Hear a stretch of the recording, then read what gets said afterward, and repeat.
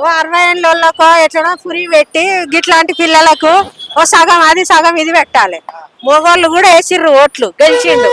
మరి వాళ్ళు అయితే గులుగుతుర్రు. మొగోళ్ళకు సీట్లు ఉన్నాయి, బస్సు ఫ్రీగా ఉండదు. మాకైతేనేమో ఆడోళ్ళకు ఉంటాయి అన్ని అని లొల్లి పెడతాడు. ఏందో గ్యాసులు అన్నాడు, ఏందో ఇంటింటికి 2000 లక్షమన్నాడు. ఏది లేదు, ఏది లేదు.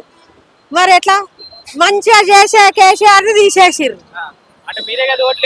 మరి మెదడు తక్కువ వాళ్ళు వేసిర్రు స్వామి, మెదడు తక్కువ వాళ్ళు వేసిర్రు. ఆయన ఉంటే వరకు బాగుపడు.